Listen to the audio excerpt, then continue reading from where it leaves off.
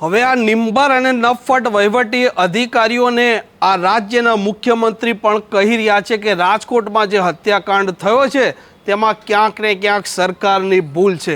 મુખ્યમંત્રી ભૂપેન્દ્ર પટેલે રાજકોટ મામલે એક મોટું નિવેદન આપ્યું છે અને ભારતીય જનતા પાર્ટીના ચૂંટાયેલા પદાધિકારીઓ અને અધિકારીઓને પણ શું કહ્યું છે તેની વિગતે વાત કરવી છે।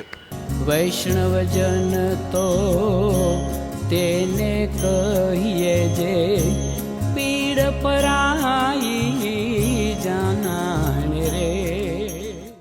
નમસ્કાર, આપ જોઈ રહ્યા છો નવજીવન ન્યૂઝ અને હું છું આપની સાથે તોફિક ગાંચી। રાજકોટના ટીઆરપી મોલમાં જે અગ્નિકાંડ થયો તેને અગ્નિકાંડ નહીં પરંતુ માનવ સર્જિત હત્યાકાંડ ગુજરાતના લોકો કહી રહ્યા છે। આ મામલે સરકાર પર માછલા ધોવાઈ રહ્યા હતા અને મુખ્યમંત્રી ભૂપેન્દ્ર પટેલે ગાંધીનગરના આજે એક કાર્યક્રમમાં સ્વીકાર્યું છે કે રાજકોટમાં જે અગ્નિકાંડ થયો છે તેમાં ક્યાંક ને ક્યાંક સરકારની અને રાજકોટ મહાનગરપાલિકાની ભૂલ છે અને તેમણે વહીવટી અધિકારીઓ અને આ ચૂંટાયેલા પદાધિકારીઓને પણ ટકોર કરી છે। સૌપ્રથમ તો મુખ્યમંત્રી ભૂપેન્દ્ર પટેલે શું કહ્યું છે તે આપ સાંભળી લો।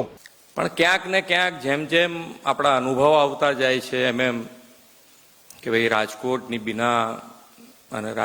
બીના બન્યા પછી આપણને એમ થાય કે ભાઈ આટલું બધું કામ કરીએ છીએ છતાંય ક્યાંક ને ક્યાંક આપણી ભૂલ થાય છે। કેવી રીતે થાય છે કે ભાઈ આજે સૌથી પહેલી પ્રાયોરિટી એ આપણી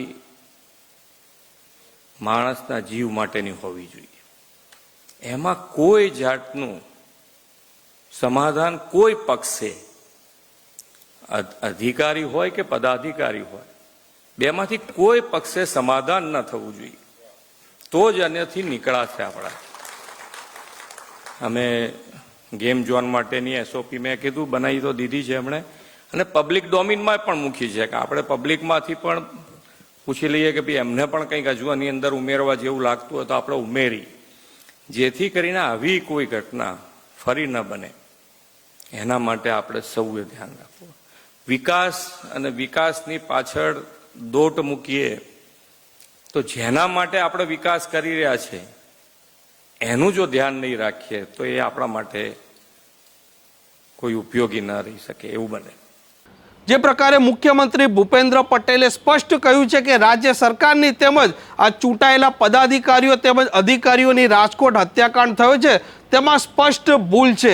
આ નફ્ફટ અને નિંબર વહીવટી અધિકારીઓ જે એસી ચેમ્બરમાં બેસતા હોય છે અને વારંવાર ગુજરાતમાં આવી ઘટના સમયાંતરે બનતી હોય છે।